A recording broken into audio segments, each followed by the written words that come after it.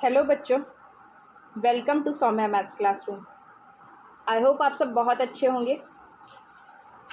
जैसा कि आप सब जानते हैं कि क्लास 10th की मैथमेटिक्स में हम चैप्टर पढ़ रहे थे linear equations with two variables. तो इसमें हमने दो एक्सरसाइजेस को देख लिया था, एक्सरसाइज 3.1 एंड एक्सरसाइज 3.2। आज हमें आगे की एक्सरसाइज पर मूव करना है।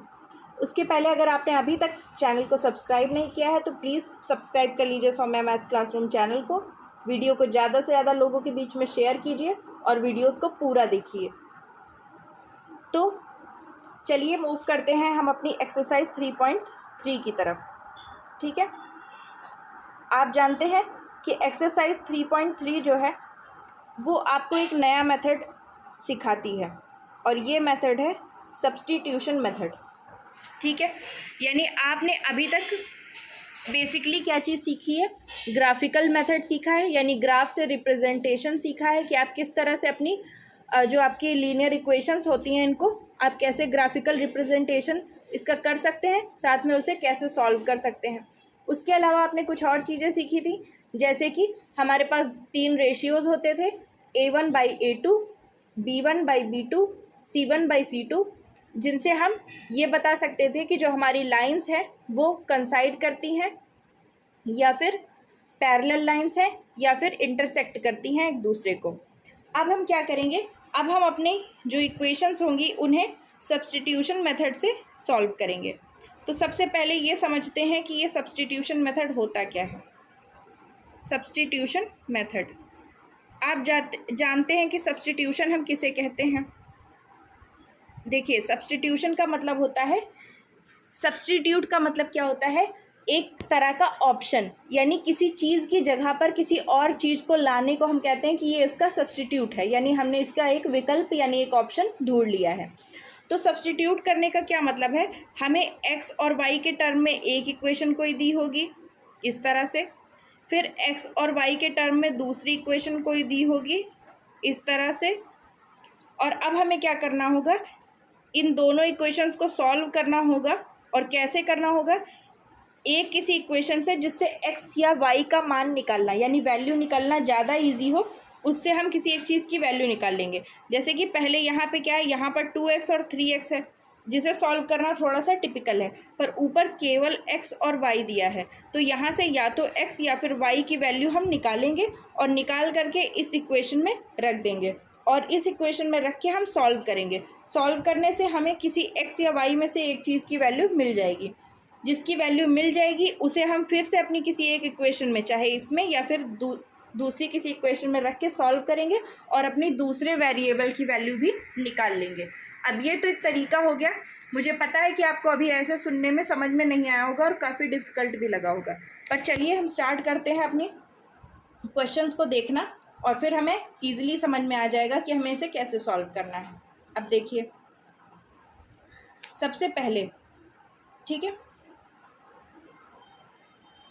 सबसे पहले हम क्या करेंगे कि आपको पहला क्वेश्चन क्या दिया हुआ है, solve the following pair of linear equations by the substitution method.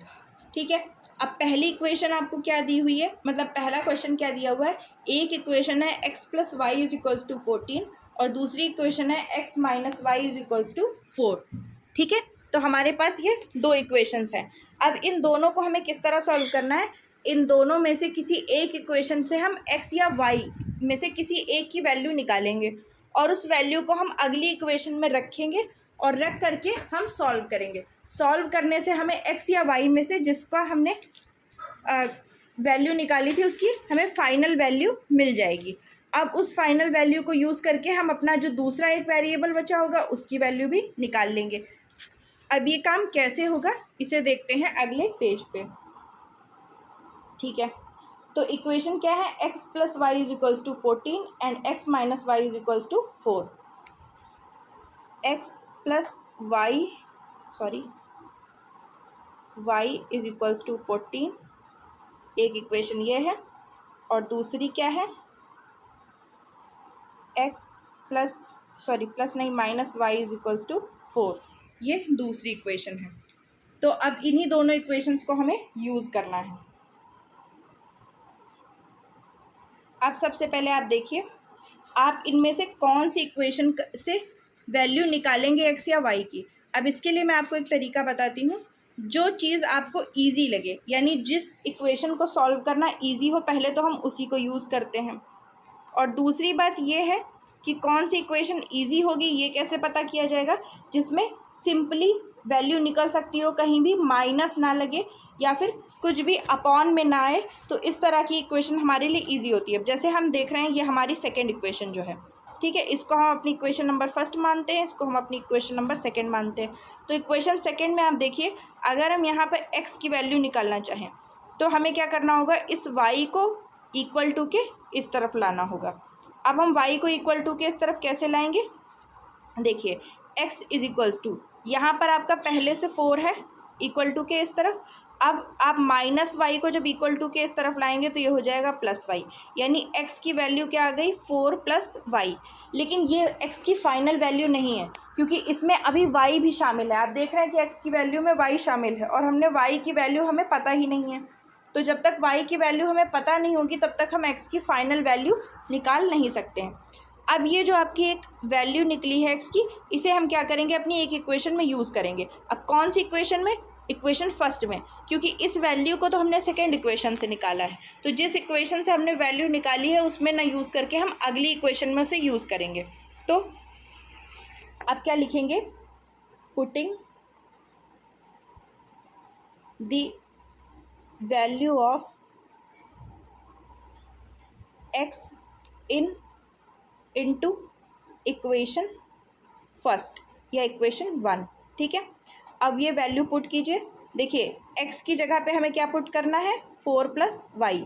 तो x की जगह पे देखिए, पहले तो हम अपनी इक्वेशन 1 लिख लेते हैं, x plus y is equals to 14 हमारी इक्वेशन 1 है। अब x की जगह पे हमें क्या पुट करना है, हम नया कलर ले लेते हैं। x की जगह पर हमें पुट करना है 4 प्लस वाई, और प्लस पीछे क्या है, y पहले से है, यानी ये x की जगह पर आया 4 प्लस वाई, और पीछे y था, इज इक्वल्स टू हो गया 14। अब इसको अगर हम सॉल्व करें इस पूरे को, तो 4 तो ऐसे ही रहेगा, पर आप देख रहे हैं कि यहाँ पे आपके पास 2 y आ गए, एक तो ये वाला और एक ये वाला, y प्लस वाई मिलकर हो गया 2y इज इक्वल्स टू 14। अब अगर हम यहाँ 2y की वैल्यू निकालें तो इधर 14 है, और ये प्लस वाला 4 इधर जाएगा -4, यानी 2y इज इक्वल्स टू क्या आ गया, 10 आ गया। तो y की वैल्यू क्या हो जाएगी, जब 2y इज इक्वल्स टू 10 है तो y इज इक्वल्स टू क्या हो जाएगा, y इज इक्वल्स टू हो जाएगा 5। तो y की वैल्यू आपको मिल गई। अब आपने देखा कि यहाँ पे आपको y की वैल्यू मिल गई। अब y की वैल्यू मिल गई, तो इसी y की वैल्यू को अगर हम यहाँ पर पुट कर दें तो हमें x की वैल्यू भी मिल जाएगी, क्योंकि आपने क्या देखा, अब आप इसको इक्वेशन थर्ड मान सकते हैं, ठीक है। आपने सपोज कर लिया कि ये क्या है, इक्वेशन थर्ड है। अब हमें y की वैल्यू मिल गई है, क्योंकि इसको सोल्यूशन हमें कैसे निकालना होता है, जब हम अपनी लीनियर इक्वेशंस को सॉल्व करते हैं तो सोल्यूशन का मतलब क्या होता है, हमें x और y की वैल्यूज़ निकालनी होती है। तो y की वैल्यू आपको मिल चुकी है। अब यहाँ पर आप रख सकते हैं, y की जगह जब आप 5 रखेंगे और सॉल्व करेंगे तो x की वैल्यू क्या निकलेगी, 4 प्लस 5 इज इक्वल्स टू 9, यानी x की वैल्यू क्या हो जाएगी, 9 हो जाएगी, और y की वैल्यू क्या हो जाएगी, 5 हो जाएगी। यही आपके क्वेश्चन का सल्यूशन होगा। तो आई होप आपको ये सब्स्टिट्यूशन मेथड समझ में आ गया होगा। इसी तरह से हम अपने सारे क्वेश्चंस के आंसर को निकालेंगे, और ये एक्सरसाइज हमारी बहुत ही इजी होगी, ठीक है। तो देखिए, अगर आपको ना समझ में आया हो तो आप नीचे कमेंट सेक्शन में पूछ सकते हैं। इतने का स्क्रीनशॉट ले लीजिए, फिर हम जल्दी से दूसरे क्वेश्चन पर मूव करते हैं। फिर दूसरा क्वेश्चन देखिए इसी तरह से। सेकेंड क्वेश्चन क्या है, s माइनस टी और इधर s/3 plus t/2 is equals to 6। अब इस इक्वेशन को सॉल्व करना थोड़ा सा डिफ़िकल्ट है, क्योंकि यहाँ पे कुछ चीज़ें अपॉन में दी हुई हैं। तो इनको हम कैसे सॉल्व करेंगे ये हम देखते हैं, कैसे इसको सब्स्टिट्यूट करेंगे। मेथड सेम है, बस केवल सोल्यूशन थोड़ा सा डिफ़िकल्ट होगा, क्योंकि यहाँ पे अपॉन में चीज़ें दी हुई हैं, ठीक है। तो चलिए इसको भी हम सॉल्व करने की कोशिश करते हैं। देखिए सेकेंड में क्या है, s minus t is equals to 3। एक तो इक्वेशन आपकी ये हो गई, और दूसरी है s/3 plus t/2 is equals to 6। दूसरी इक्वेशन आपकी ये हो गई। अब देखिए यहाँ से आप सिंपली s की वैल्यू निकाल सकते हैं। तो इतना तो हो गया क्वेश्चन। अब यहाँ से हम लिखते हैं आंसर, ठीक है। s is equals to 3। s की वैल्यू जब निकालेंगे तो 3 यहाँ पहले से था और माइनस टी इधर जब जाएगा तो हो जाएगा प्लस टी, यानी s की वैल्यू क्या आ गई 3 + t। और इसको आप थर्ड इक्वेशन मान सकते हैं। ये आपकी फर्स्ट इक्वेशन है, ये आपकी सेकंड इक्वेशन है और इसको हमने सपोज कर लिया कि ये हमारी थर्ड इक्वेशन है। अब फिर आप वही लिखेंगे, putting the value of s into equation second, ठीक है। अब ये सब आप लिख लेंगे। जब हम इसे लिखेंगे तो क्या होगा, हमारी इतना स्पेस खाली कर लेते हैं, हाँ। तो अब हम जब इसमें पुट करेंगे वैल्यू को, तो s की जगह पे हम क्या रखेंगे 3 + t अपॉन में क्या है 2, क्योंकि आप देख रहे हैं ये क्या है s/3 है, सॉरी। तो यहाँ पे अपॉन में क्या है 3, s की जगह पे रखा 3 + t अपॉन में है 3 प्लस t/2 और इज इक्वल्स टू क्या है 6 है। अब इसको थोड़ा सा सॉल्व करने की कोशिश करते हैं। अब आप जानते हैं कि इसे कैसे सॉल्व किया जाता है, मैं दूसरे कलर से आपको बताती हूँ।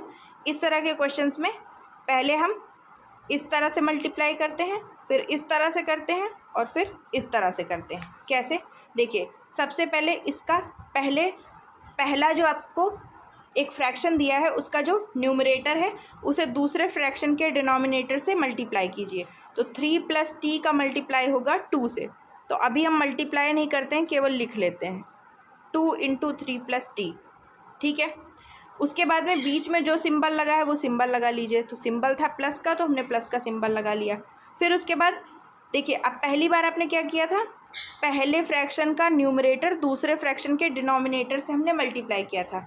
अब पहले फ्रैक्शन के डिनोमिनेटर को दूसरे के न्यूमरेटर से करेंगे, तो 3 और t का मल्टीप्लिकेशन होगा तो आ जाएगा 3t। फिर अपॉन लगा देंगे, यानी अब ऊपर का काम हो गया, यानी न्यूमरेटर हमारा तैयार हो गया। अब अपॉन लगा करके दोनों के डिनोमिनेटर्स को आपस में मल्टीप्लाई करेंगे। तो दोनों के डिनोमिनेटर क्या है 3 × 2, तो ये तो हो जाएगा 6 और इज इक्वल्स टू क्या आएगा 6 आएगा, क्योंकि इज इक्वल्स टू में क्या था 6 था। अब हम इसे और सॉल्व करें तो अब हम इस 2 का मल्टीप्लाई 3 और t से अंदर करेंगे। तो 2 × 3 हो जाएगा 6 प्लस 2 × t हो जाएगा 2t प्लस पीछे दिया है 3t अपॉन में 6 इज इक्वल्स टू क्या होगा 6, ठीक है। अब इसको t आप समझिएगा। अब जब हम इसे और सॉल्व करेंगे तो मैं यहाँ पर इसे सॉल्व कर दूँ।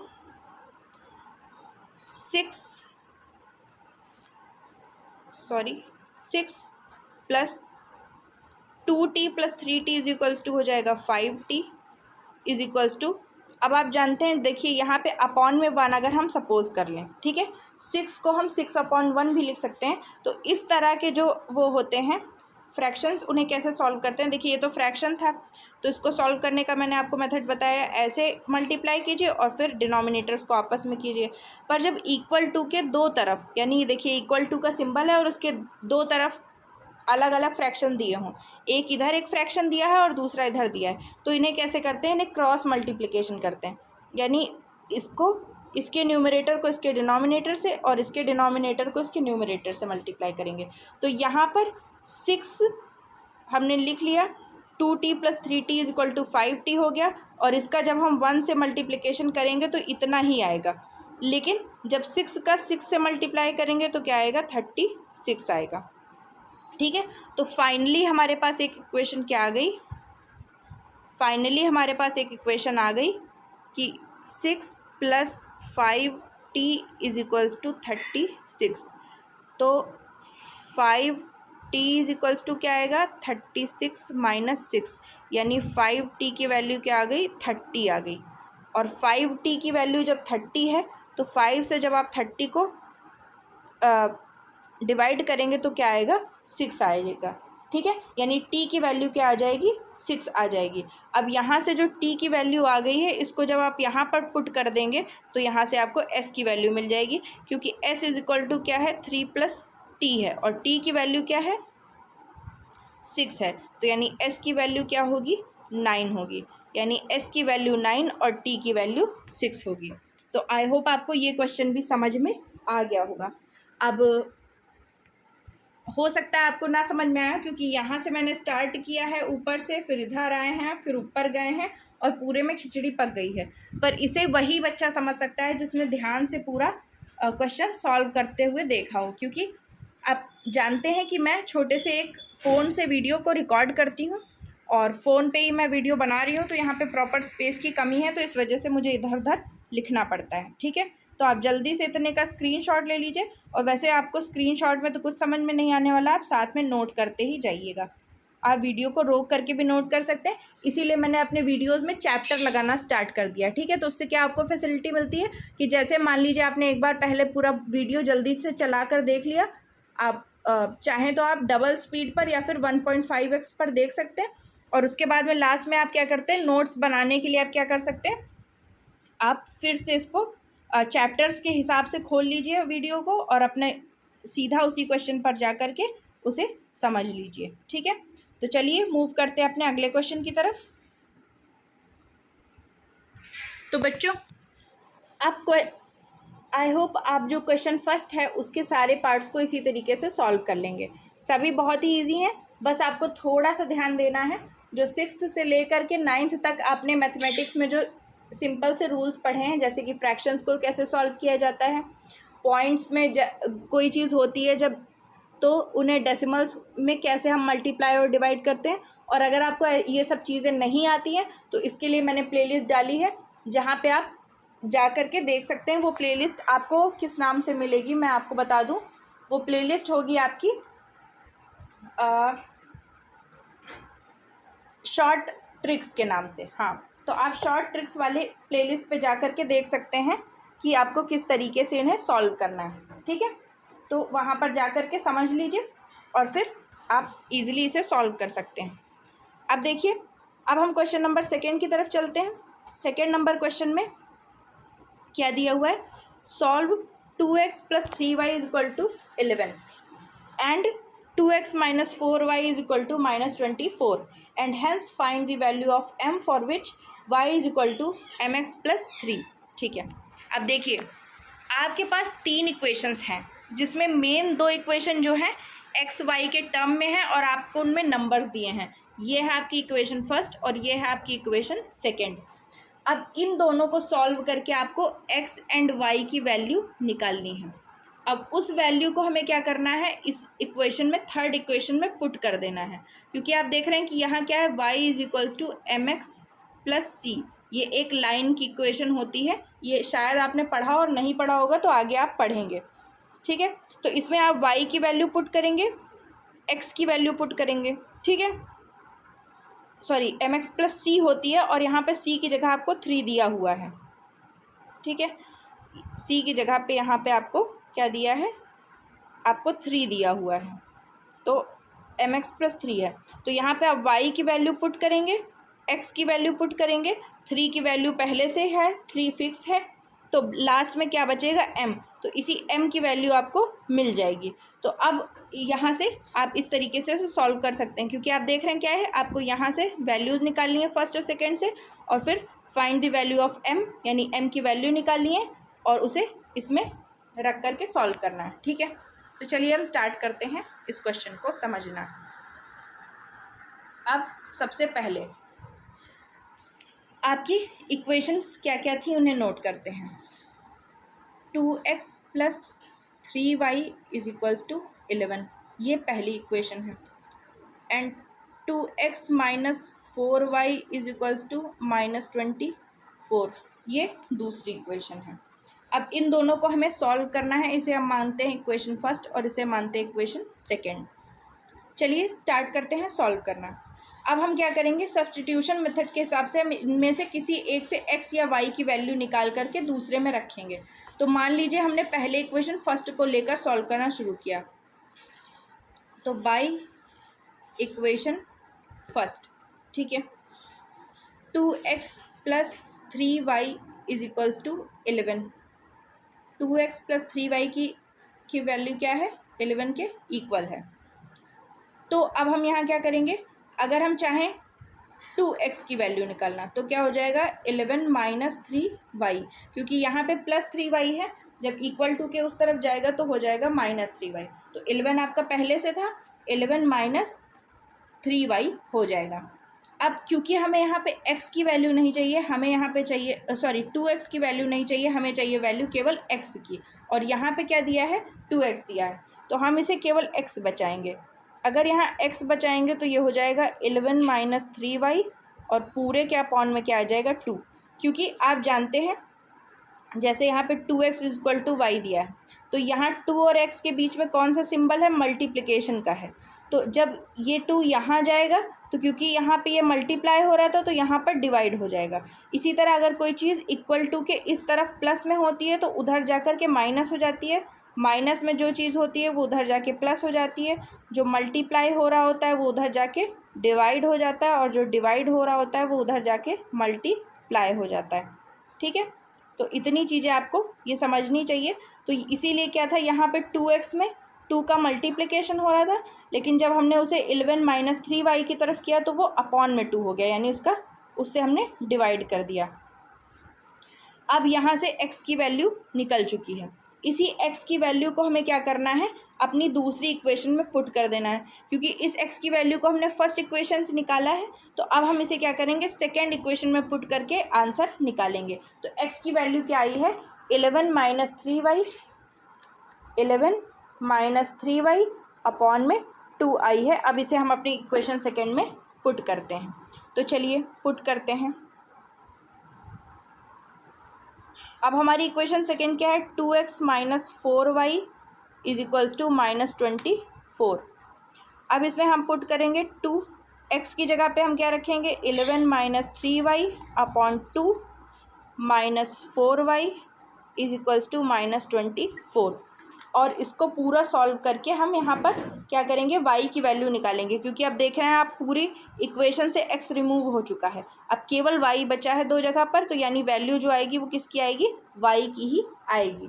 ठीक है, तो अब हम इस पेज को इरेज करेंगे, उसके बाद हम अगले पेज पर इसे सॉल्व करेंगे, और उसके बाद मैं कोशिश करूँगी कि आपको ही मैं नए ऐप से इसे बनाना स्टार्ट करूं, जिससे ये हर बार इरेज ना करना पड़े, ताकि आपको मैं ये स्लाइड दे सकूं। ठीक है, ये स्लाइड का मैं बना सकती हूँ पीडीएफ दे सकती हूँ मैं आपको अपने टेलीग्राम चैनल पर।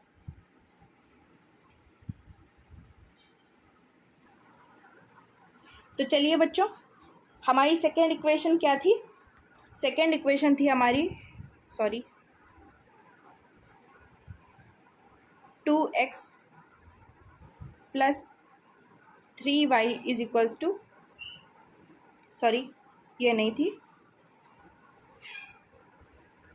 2x minus 4y is equals to minus 24। ठीक है, और इसमें हमने x की वैल्यू क्या निकाली थी, x की वैल्यू हमने निकाली थी 11 माइनस 3y अपॉन 2। तो अब देखिए इसमें इसे पुट करते हैं, x की जगह पे हम रखेंगे 11 माइनस 3y अपॉन 2, और आगे में मल्टीप्लाइड बाई 2 है तो वो 2 रख दिया, minus 4y is equals to minus 24। ठीक है, इसे हम सही से लिख लेते हैं, वरना हम कंफ्यूज हो जाएंगे कि ये y है, ये है 24। अब इसे सॉल्व करते हैं, तो आप देख रहे हैं कि ये मल्टीप्लाइड बाई 2 है, ठीक है, और ये क्या है, डिवाइडेड बाई 2 नीचे वाला, तो नीचे डिवाइड हो रहा है, ऊपर मल्टीप्लाई हो रहा है, दोनों ये कैंसिल हो जाएंगे, तो बचेगा केवल 11 minus 3y minus 4y is equals to minus 24। अब 11 3y में y है, 4y में y है, और दोनों के आगे लगा है माइनस, तो दोनों के आगे सेम एक जैसा सिंबल लगा होने की वजह से हम क्या कर सकते हैं, एक जैसा साइन होता है तो हम उसे ऐड कर देते हैं, यानी अगर दोनों जगह प्लस है तो दोनों ऐड होंगे और ऐड होने के बाद भी प्लस लगा रहेगा, अगर दोनों जगह माइनस है तो दोनों ऐड होंगे और लेकिन ऐड होने के बाद जो आंसर आएगा उसके आगे माइनस लगा रहेगा।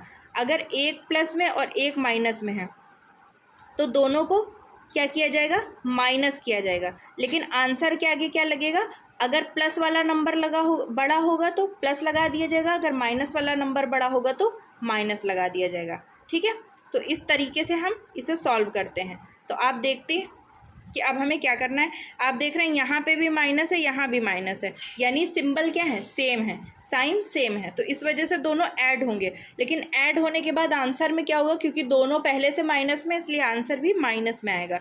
तो -3y प्लस -4y क्या हो जाएगा, -7y हो जाएगा, और इज इक्वल टू में क्या है, -24 है।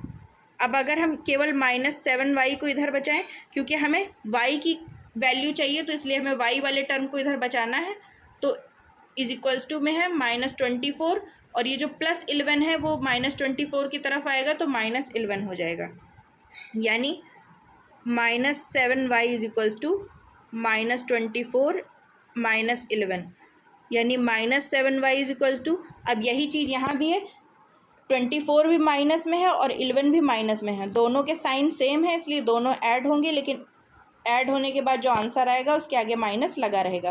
तो 24 और 11 को ऐड करेंगे तो क्या आ जाएगा, 36 आ जाएगा। ठीक है, अब ये माइनस और माइनस कैंसिल हो जाएगा, और y की वैल्यू क्या आ गई, 36 नहीं 35 आएगा। ठीक है, तो y की वैल्यू क्या आ जाएगी, 35/7, क्योंकि यहाँ 7 से मल्टीप्लाई था, तो इधर आएगा तो 7 से डिवाइड हो जाएगा। अब इसे हम कैंसिल करेंगे तो y की वैल्यू क्या आ जाएगी, y इज इक्वल्स टू आ जाएगा 5। अब हमें y की वैल्यू मिल चुकी है। इसी y की वैल्यू से हम क्या कर सकते हैं, x की वैल्यू भी फाइंड कर सकते हैं। तो y की वैल्यू आपकी आ चुकी है। पहले जल्दी से इतने का स्क्रीनशॉट ले लीजिए। फिर हमने ये जो x की वैल्यू निकाली थी, ये थी हमारी x की वैल्यू। अब जानते हैं x इज इक्वल टू हमने क्या निकाला था, 11 - 3y/2। इसी में जब हम अपनी y की वैल्यू को पुट कर देंगे, जब हम इसमें अपनी y की वैल्यू को पुट कर देंगे तो क्या आएगा, x की वैल्यू आ जाएगी। तो इतने को जल्दी से आप लिख लीजिए। अब हमारे x की वैल्यू क्या थी, 11 - 3y/2, और y की वैल्यू क्या है, ये हमारे x की वैल्यू थी, ये x की वैल्यू थी। तो x इज इक्वल टू अगर निकालें तो 11 - 3 इंटू y की वैल्यू क्या आई है, 5, और अपॉन में आया है 2। तो 11 - 5 इंटू 3 हो जाएगा 15, और अपॉन में 2। अब आप देख रहे हैं 11 क्या है, प्लस का है, और 15 क्या है, माइनस का है। अब मैंने बताया दोनों के साइन क्या हैं, अलग अलग हैं, यानी एक प्लस है और दूसरा माइनस है, तो ये दोनों क्या होंगे, आपस में सब्सट्रैक्ट होंगे। जब सिंबल एक जैसे होंगे तो ऐड होंगे, दोनों अलग अलग होंगे तो सब्सट्रैक्ट होंगे, और सब्सट्रैक्ट होने के बाद जो आंसर आएगा उसका सिंबल क्या होगा, या उसका साइन क्या होगा, उसका साइन होगा, अगर आपका जो नंबर बड़ा है उसके आगे जो साइन लगा है वही फाइनल साइन होगा। तो 15 बड़ा है, तो इसलिए आपका आंसर क्या है, माइनस में आएगा। 15 से 11 जब हम माइनस करेंगे तो बचेगा 4, और अपॉन में 2। 2 से 4 को कैंसिल करेंगे तो क्या आएगा, -2, यानी x की वैल्यू क्या आएगी, -2, और y की वैल्यू क्या आई थी, 5। यही हमारी दोनों वैल्यूज़ फाइनल वैल्यू होंगी, y is equal to 5 and x is equal to -2। तो जल्दी से आप इसको भी नोट कर लीजिए। फिर हमें यहाँ पे y is equal to mx + 3 में रख के m की वैल्यू निकालनी बाकी बचेगी। तो अब हम क्या करेंगे, जो हमें इक्वेशन दी थी y is equals to mx + 3, इसमें आप y की वैल्यू रखेंगे 5 is equal to m into x की वैल्यू रखेंगे -2 + 3, और m की वैल्यू निकालेंगे। अब ये आया 5 + 3 इधर आएगा, -3 is equals to -2m। Solve करेंगे, 5 से 3 घट जाएगा तो 2 बचेगा, इज इक्वल टू -2m। -2 से 2 कैंसिल हो गया, तो m is equal to -m is equal to 1, क्योंकि 2 1 ज़ा 1 होगा, 2 1 ज़ा 2 होगा। ठीक है, तो यहाँ पे जब हम m की वैल्यू निकालेंगे तो ये माइनस क्या होगा, मूव होके यहाँ पर आ जाएगा, तो m की वैल्यू आएगी -1। ठीक है, तो यहाँ से हमें m की ही वैल्यू निकालनी थी, यानी हमें x और y की वैल्यू क्यों निकालनी थी, m की वैल्यू निकालने के लिए निकालनी थी। तो हमने पहले अपनी दोनों इक्वेशंस को सॉल्व किया, x और y की वैल्यू निकाली, फिर उन दोनों को रख करके y is equal to mx + 3 वाली थर्ड वाली इक्वेशन में हमने क्या किया, m की वैल्यू भी निकाल ली। ठीक है, तो यही आपका फाइनल आंसर होगा। जल्दी से इसका स्क्रीनशॉट लीजिए, फिर हम अगले क्वेश्चन की तरफ बढ़ते हैं। तो बच्चों, आज की क्लास में इतना ही, क्योंकि आपका वीडियो ऐसे ही आधे घंटे का हो चुका है। अब इससे बड़ी क्लास लेने में आप बोर होने लगेंगे। तो आज के वीडियो में इतना ही। तब तक के लिए अगर आपने चैनल को सब्सक्राइब नहीं किया है तो जल्दी से सब्सक्राइब कर लीजिए सौम्या मैथ्स क्लासरूम को। वीडियो को ज़्यादा से ज़्यादा लाइक कीजिए और ज़्यादा से ज़्यादा शेयर कीजिए। फिर अगली क्लास में हम अपने क्वेश्चन नंबर 3 को समझेंगे। 3 में आपके 4-5 पार्ट हैं, हम उनके क्वेश्चन को जल्दी से देख लेंगे और फिर हम अपने अगले एक्सरसाइज की तरफ मूव करेंगे। तो तब तक के लिए थैंक्स।